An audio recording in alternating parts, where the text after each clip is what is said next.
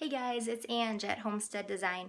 So sometimes a kitchen can be a cluttery room for people. I know in our house, it's our main entrance. Everyone comes in our house through the back door, and the kitchen is the first thing they see. So it tends to be a room where it can turn into kind of a catch-all. And also, our kitchen is an old kitchen. It's the original kitchen in our house. It's never been really remodeled, and so we're dealing with some old cabinets and a small amount of storage space and counter space and things like that. So we have to be really careful about how we use that space to make that room work for us, because this room needs to work really well. But how do we start organizing the kitchen?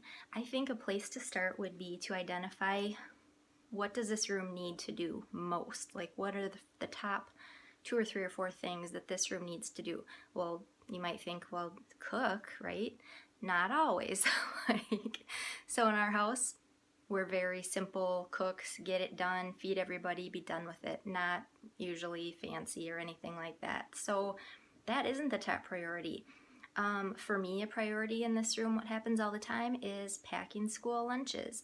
And like I said, it's our entrance area, so it needs to, I need to incorporate a little space for that type of a thing. We have a separate home office, so I don't need to have a lot of space for paperwork kind of things, but I do need to have a spot on my table where all the papers kind of congregate until I'm ready for them. So I need to allow space for that, because this is where the stuff gets dumped. If you do use a corner of your kitchen as like your little office command center type thing, a lot of people do. That's a priority. So think about what are main things that you do. Maybe you do cook a lot, or maybe you do bake a lot, or things like that. What needs to happen in this room?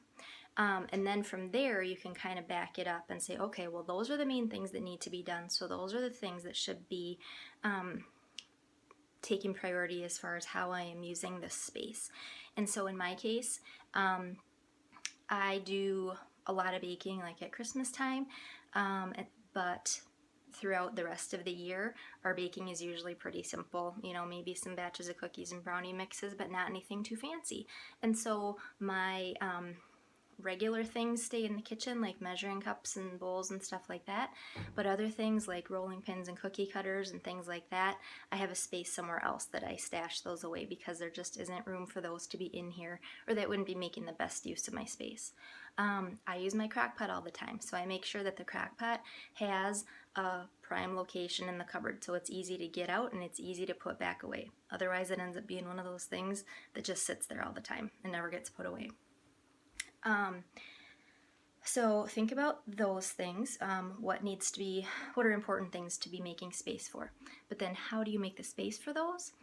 I would challenge you to pick one thing that you maybe don't care that much about or don't use as often, and start there.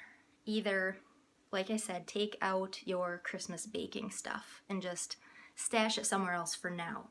Or in my case, it was kitchen utensils. I had my biggest drawer was dedicated to kitchen utensils, and I had a lot more than I needed. Those things we tend to accumulate. In my case, I didn't use a lot of those. So what you can do is pick out the things that you know you use like every week and keep those in your kitchen. And then the rest of the things, pack those away, stick them in a box in the garage or the basement or something, just away for a while. You don't have to get rid of them at first. You can wait and see a little bit if you end up needing to go get something out of there. And then you can decide later on if there's things that you want to bring back in the kitchen, or if things that you could actually get rid of. But start with something that is an easy thing, not something that is either an emotional attachment kind of a thing, or something that you use a lot of that would be hard to part with. Have it be something that you can pare down a little bit and not have it be anything that causes any trouble. So in my case then, I was able to free up some space by eliminating some of those utensils. I decided that utensils only deserved a smaller spot in my kitchen. I keep a few beside my stove in a little canister, spatulas I use all the time, and then I have one other small drawer of other things. And that is all that I think in my kitchen utensils should deserve. I don't use enough of them for them to take up any more precious space than that. I have other things that are more important. So see if those tips might help to free up a little bit of space so that you can start rearranging a little bit and see if you can make your kitchen function a little bit better. If you have any specific questions or areas of the house that you would like me to touch on, I'm going to keep working on just little tips, kind of working my way around the house, as well as some other ideas on how to make either an old kitchen or a small kitchen function better. So if you have any comments or suggestions, please leave those for me. Otherwise, just remember that it is just like in life, that it's the little things that matter. In our house, it's the little things that add up to a greater feeling of joy and simplicity and calm. So have a great day.